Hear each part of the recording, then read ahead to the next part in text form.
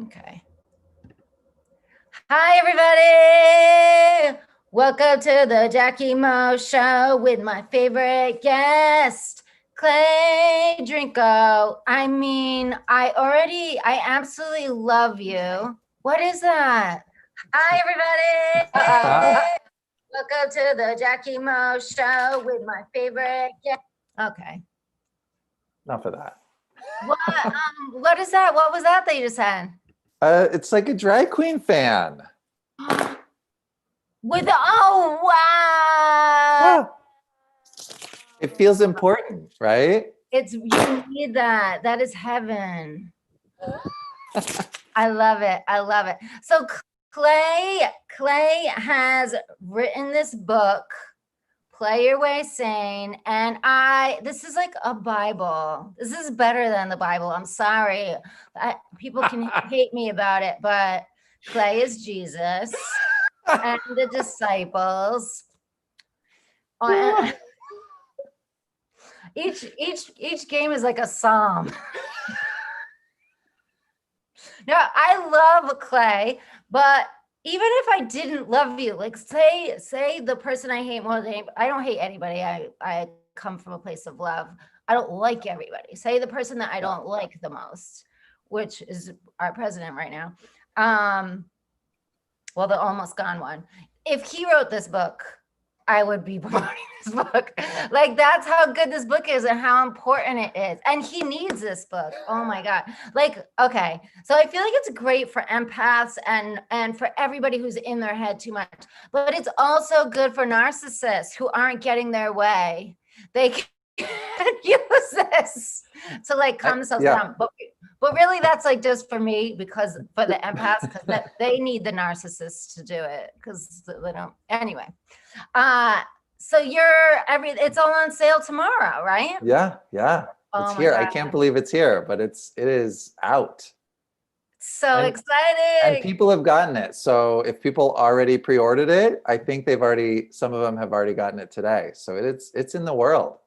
I mean, it's so good. 120 improv inspired exercises. Clay helps you out of any jam without the use of alcohol or drugs. Yes. Like, come on, this helps you not be dependent on anything that you're compulsively reaching for to get you through anything. And what's crazy is you wrote this before the pandemic. Yeah, like way before. I started writing it in 2013. No. Yes. Do you believe how the universe works, that it's out in the pandemic when people need it more than ever? Like, people that didn't even know they need it, know they need it now. I think it just accelerated the process, because I know I started making these games because I needed it, because I was noticing that I was not in the moment. I was not present. I was not connecting as well as I thought I could with others. And so I knew better, because I had researched improv. Like, I knew I could do better, but I didn't know how. And so these games were my way to just do better, to have little fun ways that I could be more mindful. I could be more playful. I could be a better listener. And so I really created it, partially for myself, to have games for myself to play. But I knew I wasn't the only one. And I think the pandemic and the current political situation just accelerated like everyone's awareness that mostly everyone needs this. Yeah, because we can use anything to be miserable in the moment. Like, there's a list of a million things you can use. Like, I've heard people be like, I'm not going to be happy until blah, blah, blah. Like, guess what? You could be happy right now. Go ahead and use whatever you want to use to not be happy. I'm going to like do my best to be happy in the moment with nothing. That's also happiness. Yeah. Yeah. You think back at, just the worst of the worst of the worst times in history. And there are examples of people who they don't pretend it's not bad, but they choose happiness anyway, which to me feels really like badass, really like I don't know, Viktor Frankl, right? So I think for me, the book isn't about pretending things are great. at Right. all. Like some of the books are all about being positive no matter what. And that is not this, but it is a choice you can still make. And you can say, yes, I see what's really going on. I still can take these steps to try to make the world better, but I can Yeah. be happy while doing that. Yeah. It's so good. Yes, because if we make decisions in fear and anxiety, it's just going to keep snowballing. So it's a way to like, you're upset in the moment. It's a way to be like, all right, I don't want to make any decisions right now in fear. Let me find a way to get out of it. And yes, I know the pandemic's still going on. Yes, I know there's still things to be frightened about, but I can't let it affect my moment. All right, so let's do an example. Okay. Yes. I'm walking down the street. I'm minding my business, doing my exercise, walking with my mask on, walking, walking, walking. All of a sudden, I spot somebody with no mask on, and Okay. they're like yelling at me why I'm feel like I need to be wearing a mask. I don't want to pay attention to him. I want to just keep walking. But so I don't just keep getting mad at him and stir and make, like, what if I yell at him? I don't want to yell at him. He's just, is this going to be an immature fight? What's a game I could play?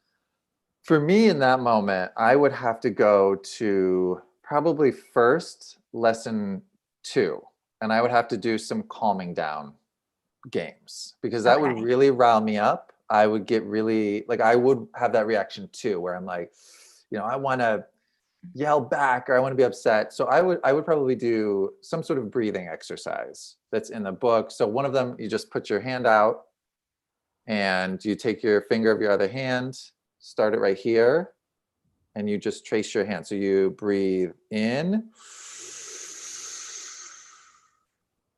and then out. In.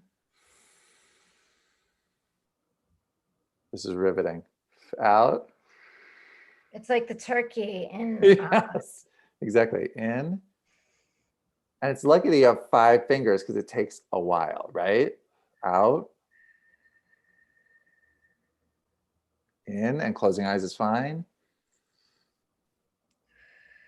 I guess you couldn't close your eyes while you're angry at the guy.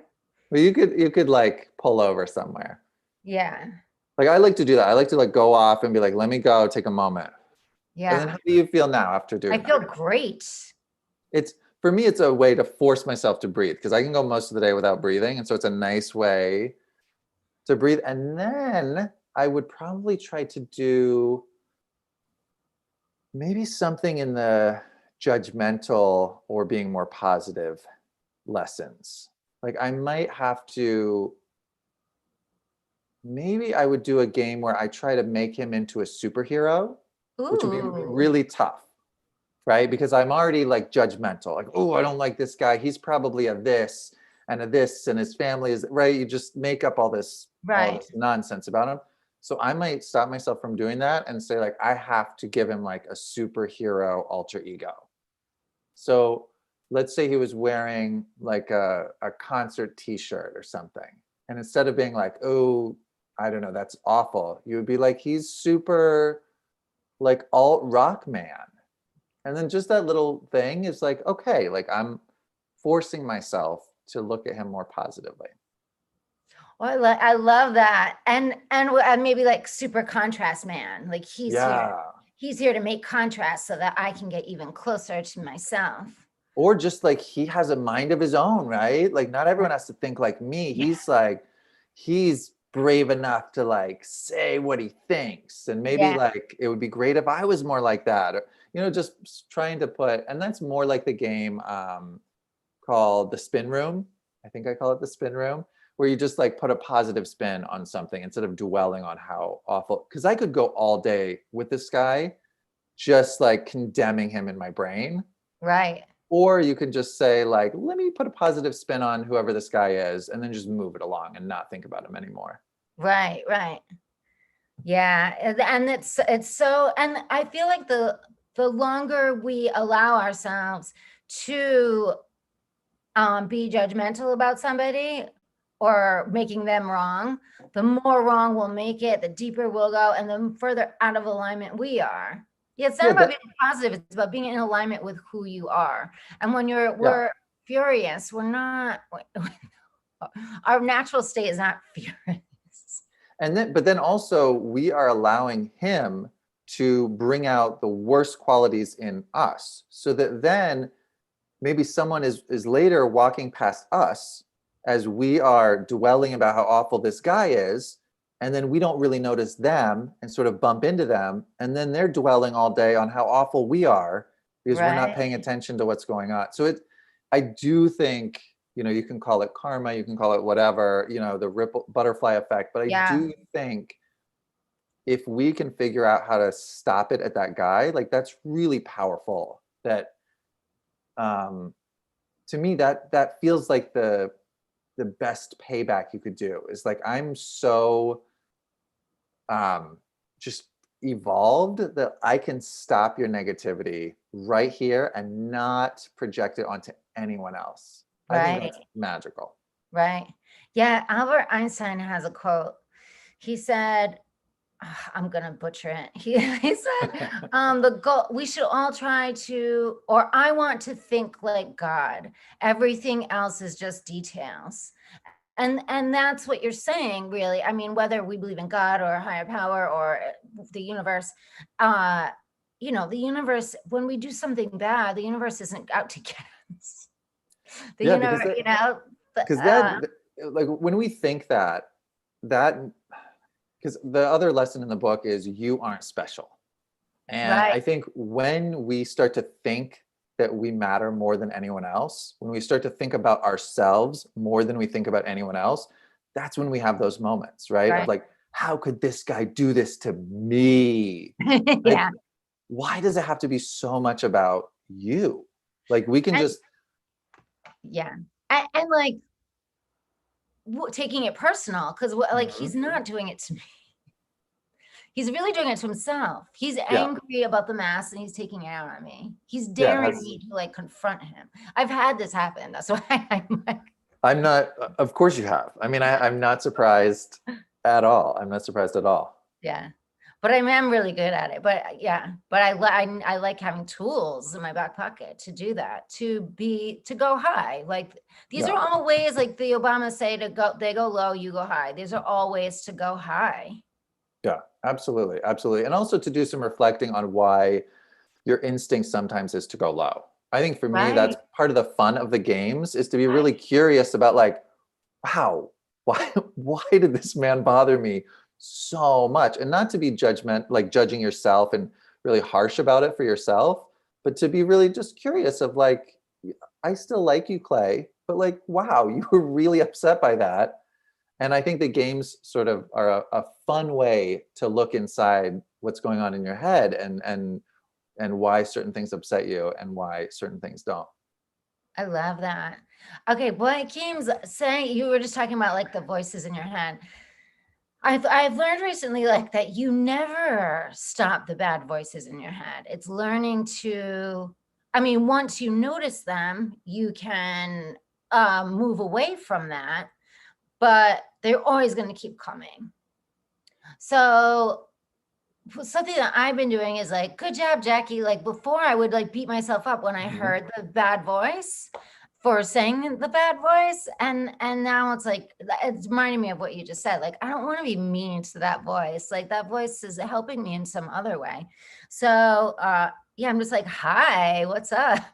But yeah, I mean, but what are some good games if you're beating yourself up? What are some good games to like stop from beating yourself up? I think a fun game to start interacting with that negative voice in your head is called Nope, Try Something Else.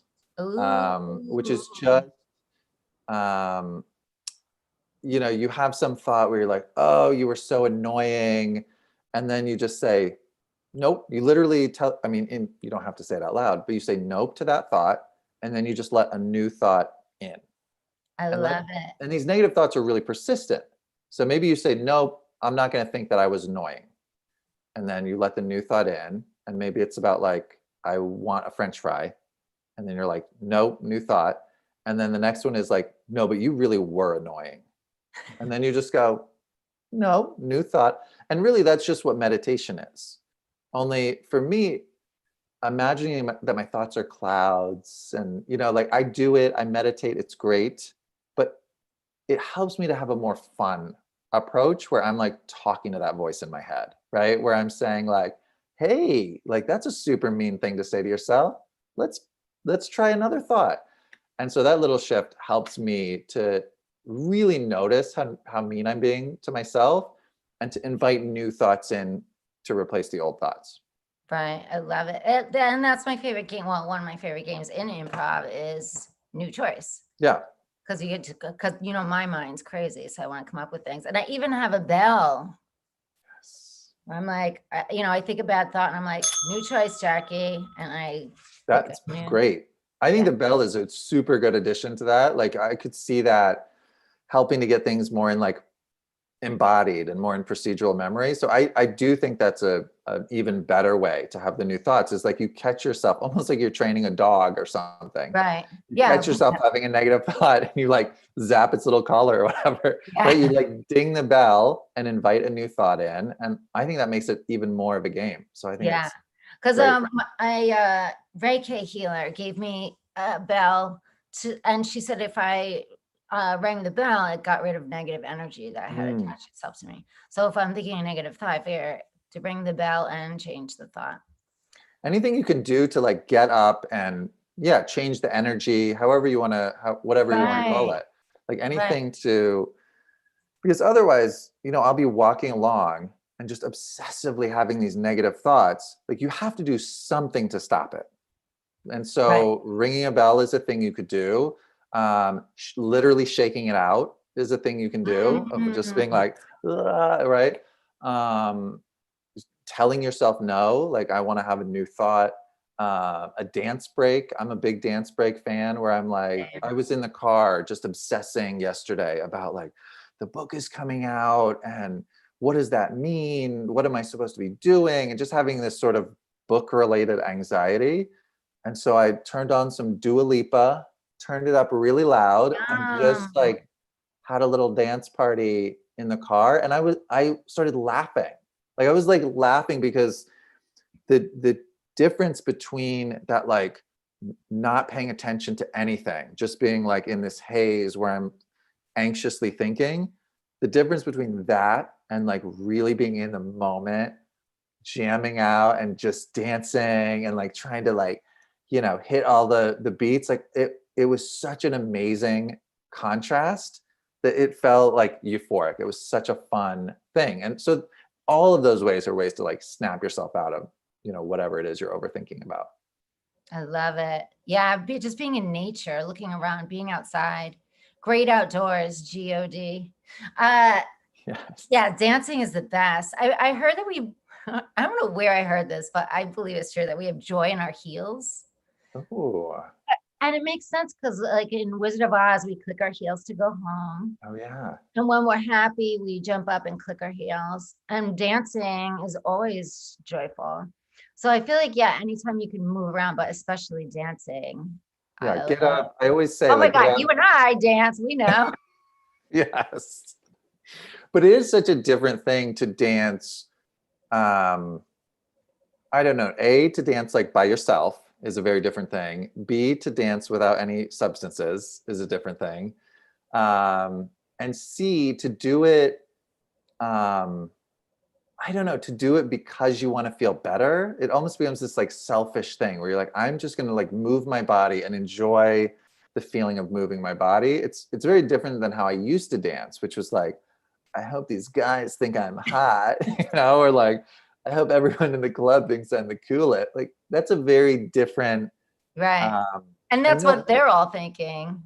Yeah, right. No one's thinking I'm hot. Everyone else is thinking, I hope everyone else thinks I'm hot. So it's this super, like the least mindful situation you could be in. No wonder everybody's wasted, right? They have to do something to like get out of their heads and try to have a good time. So it feels very, again, very punk to be like, I'm going to take this thing I used to love doing and just give it a new meaning. And it's it's all the things I used to love about dancing, but it's more because it feels, Yeah. I don't want to Yeah. say I don't want to say spiritual, but it just feels really like pure. Right. Authentic in the Yeah. moment. Yeah. I love to walk and dance, listen to music and walk and like, do you remember Yeah. that old video Prance? This woman was like, The Prance. I'm like, prancer that's me. size. Yeah. Yeah. I was like, that's me. Like it Yeah. always has been me. But I lived in West Hollywood and I would go to shows at night and people would be like, I saw you walking. And I would be like, why didn't you say hi? And they'd be like, you were dancing. And I'm just like, yeah, why didn't you say hi? And I really got sick of it. But I love it now that you're calling it punk. Cause I'm like, yeah, I felt like it was punk, but I was Yeah. tired. I was tired of like when I went out on my walk dances that I was tired of people's reaction. Yeah. Every day somebody had to say something about it. And I knew that deep down that they were just jealous that they didn't have the balls to do it. But I just was sick of it. But I think now I would enjoy it. But then I was like, ugh. But I moved to Culver City and now barely anybody knows me here. So I'm just prancing and dancing Yeah. all over the place.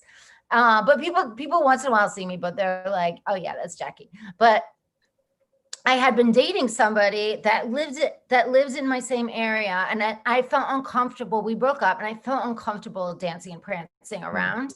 So I went to this like other neighborhood where nobody, and was dancing and prancing because it's really like my favorite thing. And all of a sudden, she drove by and was like, "What are you doing here?"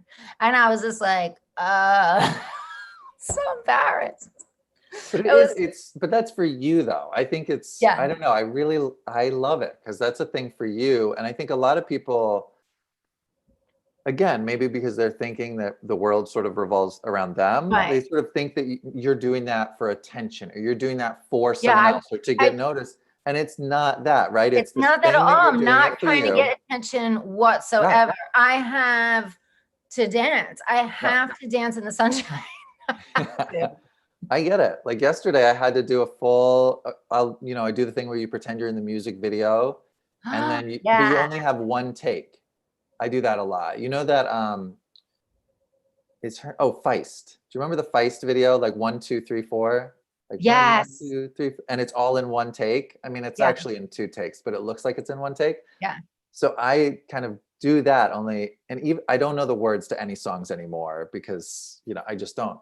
But I yeah, still am like, it's go time. You have to do the yeah. whole song. You only have one take. And it's super fun. And that's another great way I just shift from like obsessing and worrying about things I can't control to just like being joyful, to be able to move and be silly and have fun and not so many times like people have to be silly and fun to be charming on a date or to be a parent, and like play with your kids.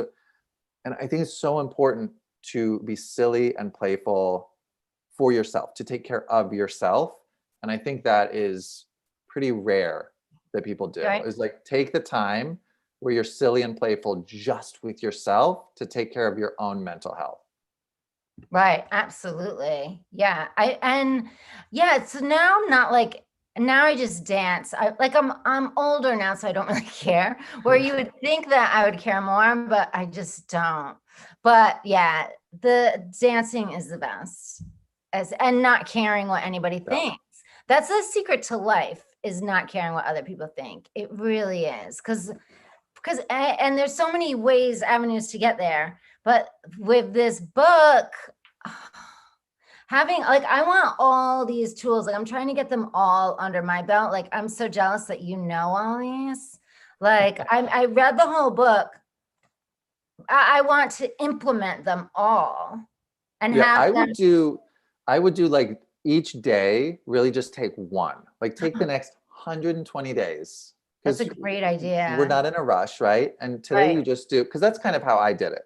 Like I would do one game and test it in different locations and just really see how it was.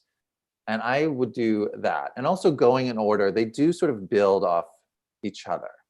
And then you'll see like some of them you'll really connect with, like the game where you point to things and you say what they are.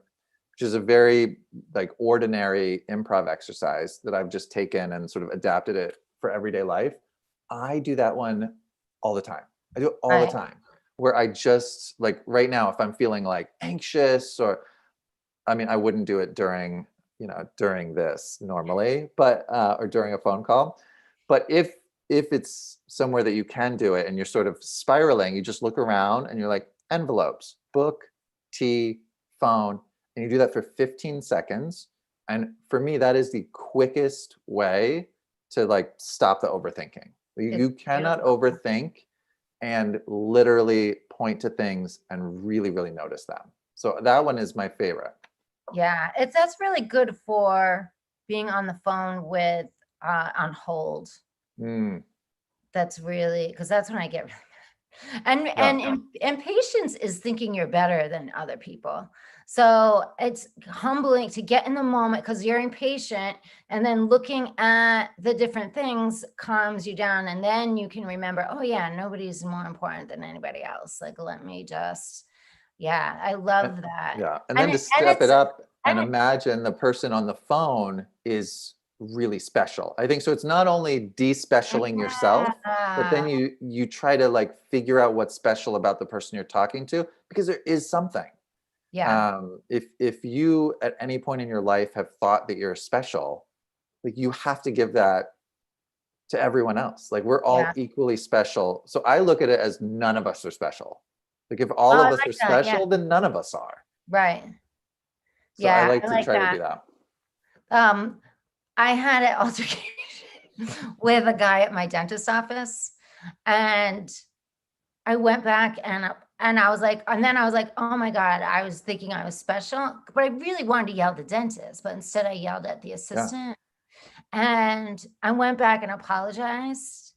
And he's now like my best friend. Like he's like, it's so beautiful, the relationship we've made.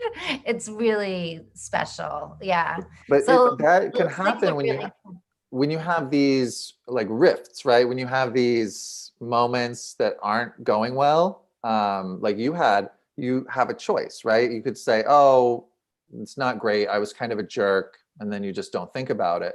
Or you can choose to embrace that mess up and own it and go from there. And when we really own it and make it right, that matters so much to people. And they're not always going to be your best friend, but right. I really think since all of us mess up all the time because we're all humans, when you say, "Yeah, I messed up," like that is not who I want to be. There's so much possibility in that.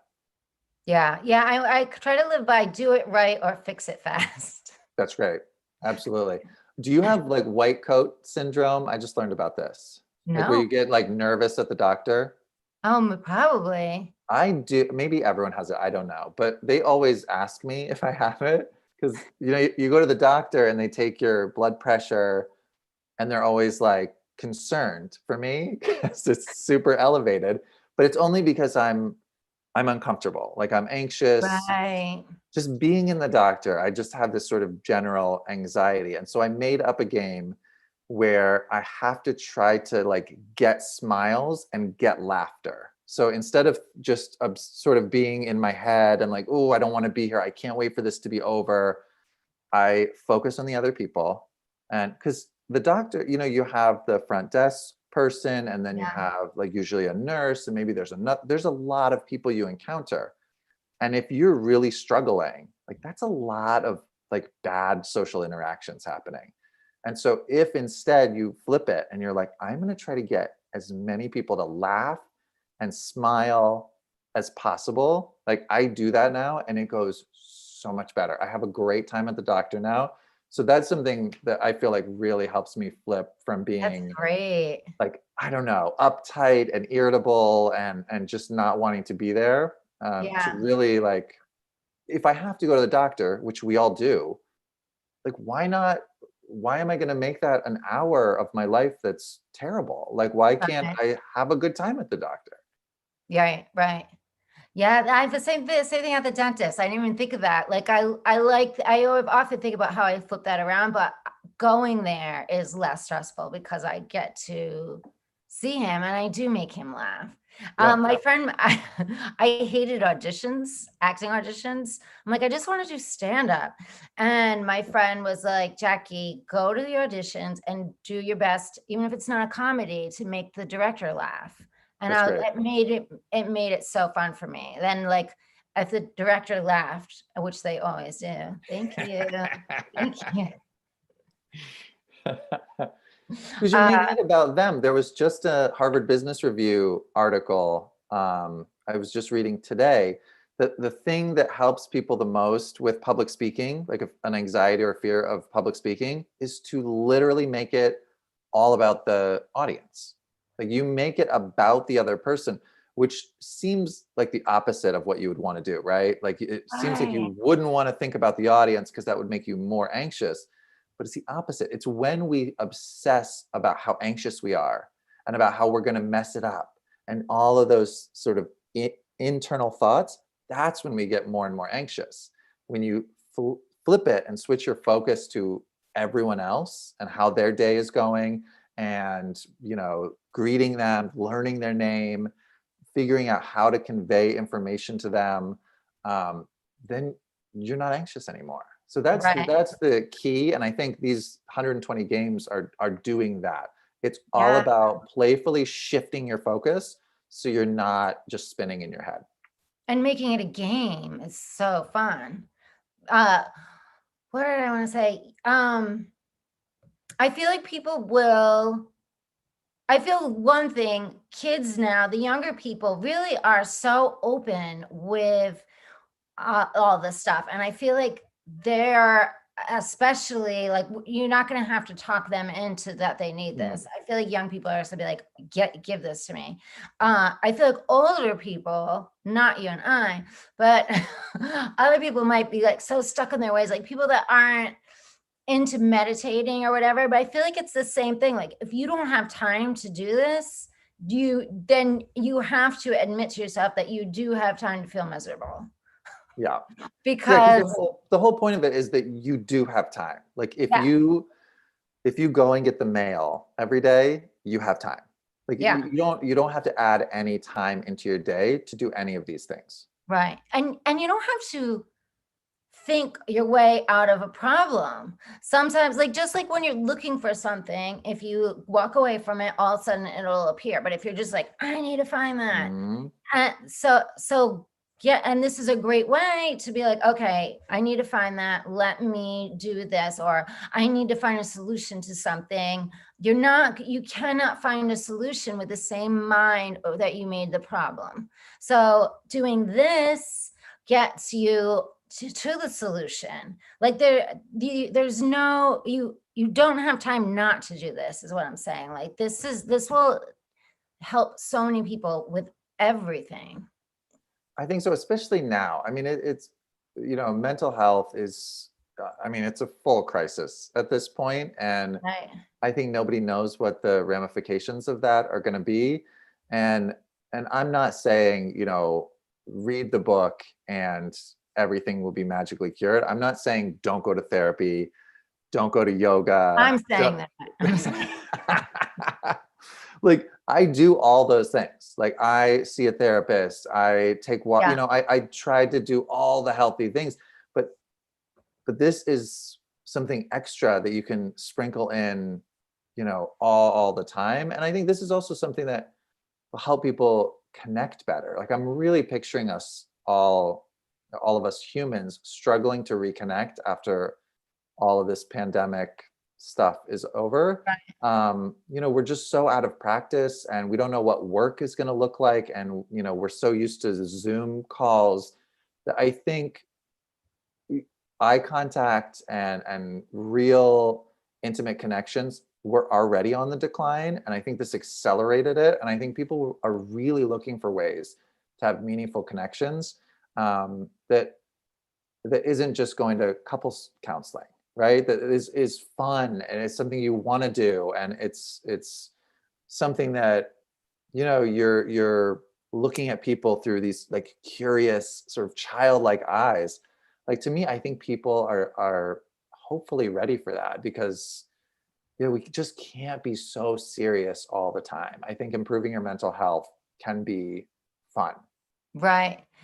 I was told halt, like check if I'm in a over have anxiety or overwhelmed, to see if I'm hungry, angry, lonely, or tired.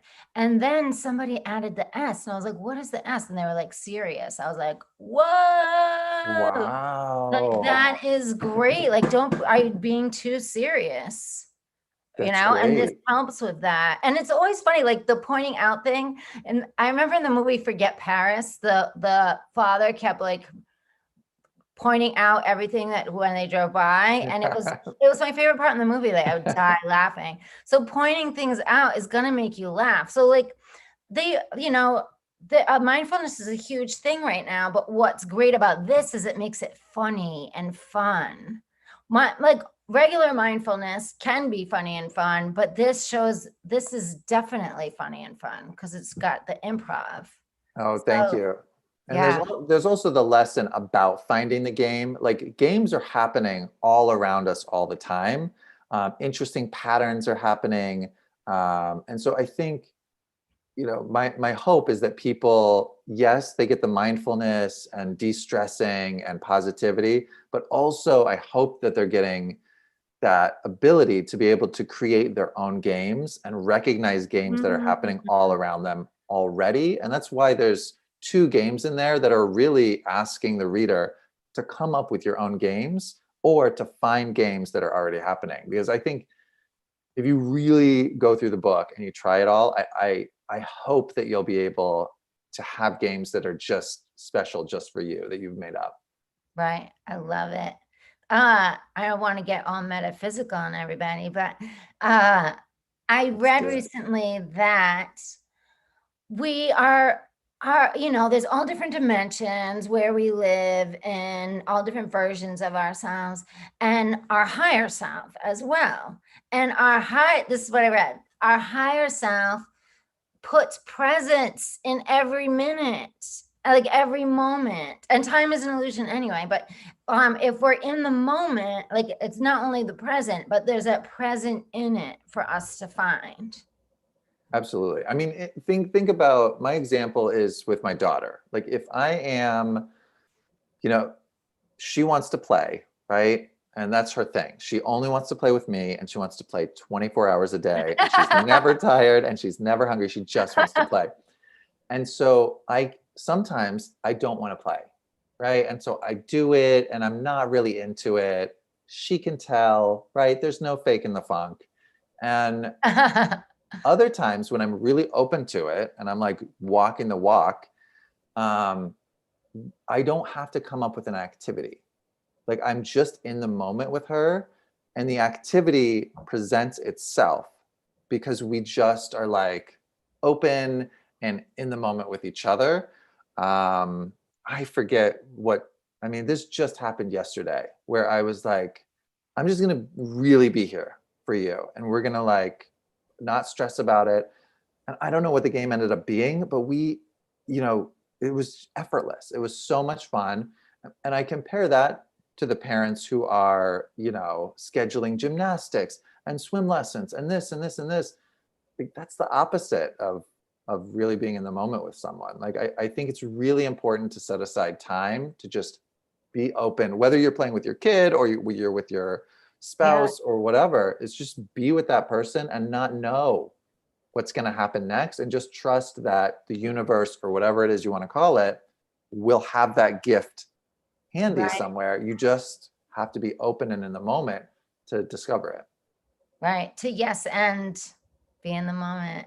And then Yeah, that's the real connection with your daughter. It's really beautiful. those moments are amazing. And it really, when it feels really effortless, like she's in a good mood, I'm in a good mood, it's easy to focus on her. Like I mean, it's easy to focus on the times that she's not like pulling her weight with the playing, like she's having a tantrum or she's being very difficult. But think about how many times I'm not pulling my weight. Like I'm actually checking my phone or Right. thinking about an email I'm going to send. So it's Right. really like it really takes both people. And instead of always focusing about on the other person and like how they're not, in the moment with me, like lead by example. Really get, get to it and be in the moment and see what happens. It's beautiful. Everybody needs this book. Get in the moment. Live your life with joy. All right, let's think of another thing. All right, you're in line at the food store. Okay. Mm-hmm. You're 6 feet away from everybody and it's taking a long time. What's a good game? I would do a museum. Wait, what? It has a really long title. It's something like a museum is just a store where you can't buy all the things. Oh, I like that. Because I came up with this game because I don't tell anyone, but I don't like going to museums. I know that's really, and so my way to trick myself and be in the moment at a museum is to, and I play this with friends now. You pretend like you're going to buy something at the museum, like you're a trillionaire or whatever.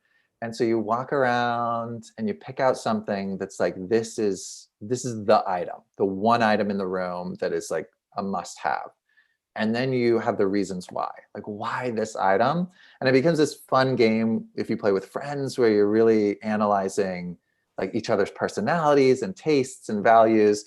And so I would probably do that in a grocery store so that I'm not thinking about the line. I'm not thinking about what I have to do after the grocery store. I would really just look around, and think about, and it wouldn't just be the things that are for sale. Like maybe it would be like the lottery machine. Maybe I would take like the whole machine. I don't know. Or like a cash register. You just really look around and it's really in the act of looking and deciding like what's the item that's like the best item. And that's just the way to occupy your mind and be looking for positive things in the environment instead of sort of obsessing about how you cannot wait to get out of there. Right. So good. I have to do that one because I still have to trick myself. If I go to a museum thinking like, oh, this museum is just massive and I'm gonna be so tired at the end of the day, there's too many things to see. Instead, I just go room by room, right? It makes it more manageable. And I'm not trying to learn everything about all the pieces. I'm just trying to pick out one item. And in that process, you are actually really analyzing all the items. Right? You're looking at all the artwork because you're trying to pick which one you like the best. That's great. I used to do that on Seinfeld because I would watch Seinfeld over and over again. And I started playing a game of who won that episode. Oh, that's great. And it was never, Jerry won once. It was always Kramer or Elaine or George was the funniest. But yeah, Jerry won once. Or if you have to watch something that you don't want to watch, like if you're in a relationship and you don't have control of the remote that night and you're going to take one for the team. I do a game where I'm like, if I were in this TV show or movie, like who would I be? And so then I'm really studying and I'm like, oh yeah, I'm so funny in this scene. That's awesome. And it's really creative. I mean, we want to do the stuff to be in the moment and to make your life so much more manageable and fun. And it also, you could create stuff out of it for it. Like I was just thinking of that while you were saying that if I was in this movie, like you might come up with a whole different movie to write or a sketch or something. Like it's a way to be creative really as well. And also metaphysical again, that when people say they don't have time to meditate, like when we meditate, it allows the universe to work to get their part done. When we're just going and going and going and saying, I have to do this, I have to do this, I have to do this, the universe doesn't have time to do their part. So when we meditate, the universe is like, she finally shut the hell up and stopped. I can do all this stuff for her. And it really works. Because I'll always be like, when's this person going to call? When am I going to get this email? And there it is. It's like the watch pot never boils. So it's a great, like, not only are you getting in the moment with your daughter, not only are you creating beautiful, memorable time that she's going to remember because it's organic and unique, but also your stuff, the universe is going to do stuff for you. It's also, for me, it's about efficiency. Like I think about when you get in the car and you're like rushing and you like try to put your seatbelt on and it doesn't go, right? Yeah. To me, that's the metaphor. Like being mindful is the sort of timeout and the reset, because by going fast like that, you're actually taking more time, right? If I would have gotten in the car, or if I would have like meditated or played a little mindfulness game in the house, then I would have gone to the car, put my seatbelt on, right? My driving would be better and calmer. So you're actually saving time throughout the day by taking a little time out to like calm it down, center yourself, and go from there. Right. Beautiful. It's drivers too. I'm going to talk about drivers. You know how when someone like really passes you and there's traffic everywhere and they're just driving all, wacky, and then you catch up to them, right? It's the same idea of like me, like forcing my way through the world is not actually going to make me get anywhere any faster. Right. Right. You got to go with the flow. Let's go with the flow. Go with the flow. Because the flow is going to happen no matter what. Yeah. Right? So you either go with it or you fight it. But like we're all going to kind of get to the same place. Right. Like this is a way of letting go of the oars when you're trying to go the opposite way. Yeah. This turns your boat around and you let go of the oars and go with the flow. Turn the boat around. Got to let go of the oars. Got to feel. All right. I love you, Clay. I love you. Where can everybody get it? They can get it at their local bookstore. You can go to playyourwaysane.com and you can get a signed copy from a local bookstore here in the Hudson Valley. There is a big launch party event starring Ms. Cracker from RuPaul's Drag Race on Sunday.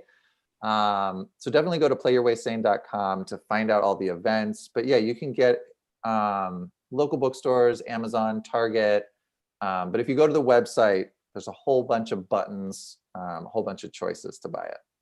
Yay. Thank you, Clay. Thank you, Jackie. I love you so much. Love you. Oprah, put this on your book club. Save the world.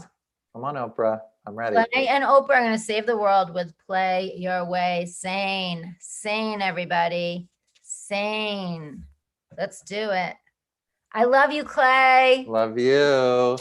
Oh. Thank you. Yes. Oh. I need one. Play Your Way. Love you, Jackie. So good. I love you. Bye.